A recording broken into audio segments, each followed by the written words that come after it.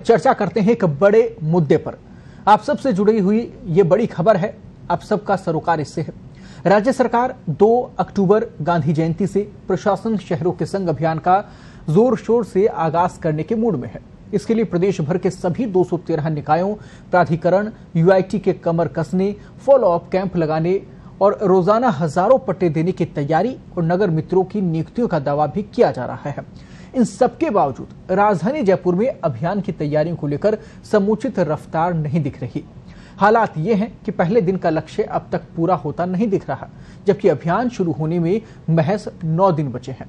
बात जेडीए की करें तो प्रदेश भर में सर्वाधिक पट्टे देने का जिम्मा जेडीए के पास में है। उसे 1 लाख पट्टे देने हैं, लेकिन अब तक सिर्फ 2350 लोगों ने ही पट्टों के लिए आवेदन किया है। इनमें से भी 240 प्रकरणों का ही निस्तारण अब तक हो पाया है। लगातार बैठकों में लक्ष्य पूरा करने को कहा जा रहा है, लेकिन पहले दिन का लक्ष्य ही पूरा होता नजर नहीं आ रहा। इसे देखते हुए अब जेडीए के अधिकारियों ने विकास समितियों के पदाधिकारियों से संपर्क साधना अब शुरू कर दिया है। 16 दिन में 2350 पट्टों की अर्जी अब तक मिली है।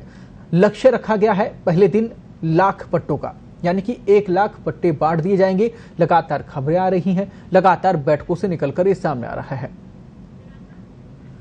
लेकिन जो मसला है वो सबके सामने है, यानी कि आंकड़े कुछ और नजर आते हैं और स्थितियां कुछ और है।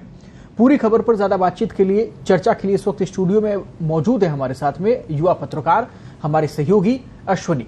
अश्वनी, बहुत बहुत स्वागत है पूरी चर्चा में आपका। अश्वनी, सबसे पहले शुरुआत करते हैं, पहले ही दिन की बात करते हैं। पहले दिन टारगेट है 1 लाख का, लेकिन वर्तमान में जो आंकड़े फिलहाल आप लेकर आए हैं, दर्शकों तक आपने पहुंचाए हैं, वो बहुत अलग नजर आ रहे हैं और शायद 10% तक भी अभी तक जेडीए की टीम नहीं पहुंच पाई है। आखिरकार ये टीम कर क्या रही है? जी कृपाशंकर जी, जिस तरीके से अब तक की जो तैयारियां हैं जेडीए की, वो उत्साहवर्धक नहीं है, बहुत स्थिति खराब है। अब तक जो करीब 16 दिन में केवल 2400 पट्टे के लिए आवेदन आए, उसमें से केवल 260 पट्टे हैं जिनकी स्वीकृति मिली है और जिनके निस्तारण कर दिया गया है। तो कहीं ना कहीं एक जो अनुमान लगाया जा रहा था कि 2 अक्टूबर को जेडीए 10,000 पट्टे जारी कर देगा, तो इस हिसाब से जो गति चल रही है वो बेहद धीमी है और इस हिसाब से पहले दिन का लक्ष्य पूरा होता नहीं दिखाई दे रहा है। जहां तक जेडीए के अधिकारियों की बात है, बैठकों में तो बड़ी बड़ी बातें लगातार हम अपने दर्शकों को दिखाते रहे हैं, बताते रहे हैं कि किस तरीके से बैठकों में पट्टों को जो लक्ष्य है वो पूरा करने की बात कही जाती है, लेकिन जमीनी हकीकत कोसों दूर है। इसकी सबसे बड़ी वजह है कि जो धरातल पर काम होता दिखाई नहीं दे रहा। लोगों से जिन लोगों को पट्टे लेने उन तक जेडीए के अधिकारी नहीं पहुंच रहे, जेडीए की टीमें नहीं पहुंच रही और कहीं ना कहीं एक लोगों में जो जागरूकता है इन पट्टों को लेके वो भी कम ही दिखाई दे रही है। तो सबसे बड़ी चीज है वो ये है कि जो जयपुर में जो सर्वाधिक पट्टे जारी होंगे वो होंगे पृथ्वीराज नगर क्षेत्र में, और वहां पर जो रेट है वो ज्यादा होने की वजह से जो पट्टा है 1 से 1.5 लाख रुपए से कम में पट्टा नहीं मिलना। तो वहां के लोगों को मूलभूत सुविधाएं मिल गई, सड़क, बिजली, पानी, वो अभी उनके पास सब सुविधा हो गई। अब केवल सीवरेज का सिस्टम, सीवरेज की दिक्कत है, तो वो अभी वहां काम चल रहे हैं। तो इस वजह से लोग थोड़ा सा पट्टों को लेके लाभ उतनी उत्साह नजर नहीं आ रहा। लेकिन इसमें पेच भी बहुत सारे फंसे हुए हैं। जो लोग चाहते हैं कि उन्हें पट्टे मिले, ऐसी कॉलोनियां जो लंबे समय से मांग कर रही है कि वो भी कैंप में शामिल हों, लेकिन यहाँ कुछ और नजर आता है। अश्वनी, आंकड़ों की अगर हम बात करें तो अभी फिलहाल जिनके ऊपर चर्चा हो रही है, अभी फिलहाल जो लगातार खबरों में आ रहे हैं, वो तमाम पट्टे या फिर वो तमाम कॉलोनियां वो हैं जो कई सालों पहले यहां इस रिकॉर्ड में शामिल हो चुकी थी, लेकिन पिछले 10 सालों के अंदर लगभग हम माने तो रिकॉर्ड ही जमा नहीं हो रहे, नई कॉलोनी के रिकॉर्ड जमा नहीं कर पा रही जेडीए की तरफ से। इसको लेकर कोई अभी तक आदेश नहीं है। तो जितनी भी कॉलोनियां नई बसी हैं वो लोग तो परेशान हैं, उनका तो इस बार में नंबर आएगा या नहीं आएगा, वो तो असमंजस की स्थिति में बने हुए हैं। तो उसको लेकर आपको क्या लगता है? जी, जिस तरीके से जो 2012 के बाद से जेडीए ने रिकॉर्ड लेना नई कॉलोनियों का बंद कर दिया और 2012 के बाद से जो बाहर के इलाके हैं, जो जयपुर के आउटर में, वहां पे कॉलोनियां तेजी से विकसित हुई, गैर अनुमोदित भी कॉलोनियां खूब हैं। तो करीब ऐसा एक जेडीए के अनुमान के मुताबिक करीब 800 से 900 कॉलोनियां ऐसी होंगी जिनका रिकॉर्ड अभी तक जेडीए में जमा नहीं है। और इनको लेकर अभी तक जेडीए जो सरकार ने कोई आदेश भी इस तरीके का कोई जारी नहीं किया कि इनका रिकॉर्ड कब तक जमा करेंगे। अब जब रिकॉर्ड ही जमा नहीं होगा तो जो लक्ष्य जो निर्धारित किया जेडीए में कि 1 लाख पट्टे देने हैं, तो वो तब तक संभव नहीं है जब तक नई कॉलोनियों को रिकॉर्ड जमा नहीं करते। पुरानी कॉलोनियां जो विकसित हो चुकी हैं, वहां पर सुविधाएं लोगों को मिल गई हैं, तो उन लोगों के लिए पट्टे की अहमियत अब ज्यादा बची नहीं है कि वो पट्टे लेने के लिए लाइन में लगे। यही सबसे बड़ी वजह है कि जेडीए अब तक जो जेडीए की योजना जो अभी तक जो फॉलोअप कैंप लगे हैं उसमें इसी वजह से आवेदन भी बहुत कम आ रहे हैं। इसमें अश्विनी, आप ये नहीं मानते कि कम्युनिकेशन गैप बहुत ज्यादा है? क्योंकि अभी 2300 के आसपास ही सिर्फ ये पट्टे तैयार कर पाए हैं अगर उन आंकड़ों की अगर बात करें, और ओवरऑल अगर बात करें पहले दिन 10,000 लाखों का दावा तमाम किए जा रहे हैं। तो ऐसे में पब्लिक क्यों नहीं पहुंच पा रही? इसका मतलब है कि आप या तो प्रचार ढंग से नहीं कर पा रहे, या फिर आपके बीच में जो कड़ियां हैं जो आपको जोड़ेंगी जनता से, शायद वो मजबूत नहीं है अभी तक। जी बिल्कुल, जिस तरीके से आप शुरुआत में अधिकारी भी नहीं निकले और तमाम केवल मीटिंगों में ही उनका समय ज्यादातर निकलता रहा कि मीटिंगों में 1 लाख पट्टे पूरे अभियान के दौरान देंगे जो 6 महीने चलेगा। पहले दिन आपको बता दें कि जो नगरीय विकास विभाग ने पहले जो टारगेट दिया था जेडीए को, वो 25,000 पट्टे 2 अक्टूबर को जारी करने का दिया था। फिर जेडीए ने उसमें संशोधन करा के उसे 10,000 कर लिया। तो जेडीए को लग रहा है कि 25,000 का लक्ष्य पूरा नहीं किया जा सकता, और जो हालात हैं, जिस तरीके से जो मिसकम्युनिकेशन है जनता और जेडीए अधिकारियों के बीच, तो उससे जो हालात बने उनसे लग रहा है कि जो 10,000 का लक्ष्य जो संशोधन कराया था वो 10,000 का लक्ष्य भी पूरा होता नहीं दिखाई दे रहा है, क्योंकि जो जेडीए के जो टीम बनाई गई है वो प्रॉपर लोगों के तक पहुंच नहीं रही है। और अब यही वजह है कि जो जेडीए के आला अधिकारी हैं वो खुद विकास समितियों के लोगों को फोन कर रहे हैं और वो कह रहे हैं कि आप के कॉलोनी में अगर लोगों ने पट्टे नहीं लिए हैं तो उनको आप आवेदन कराइए ताकि अधिक से अधिक लोगों को फायदा मिल सके और वो जो 2 अक्टूबर को 10,000 का लक्ष्य है वो पूरा किया जा सके। एक और बड़ी समस्या यहाँ पर जो देखने को मिली वो ये है कि कागजों की पूर्ति को लेकर नगर मित्र यहाँ पर बना दिए गए, फॉलो कैंप भी लगाए गए हैं, लेकिन बहुत सारी कॉलोनियां ऐसी हैं, समितियां ऐसी हैं जिनका रिकॉर्ड में नाम भी है, सारी चीजें हैं, लेकिन उनके कागजों में कमियां हैं।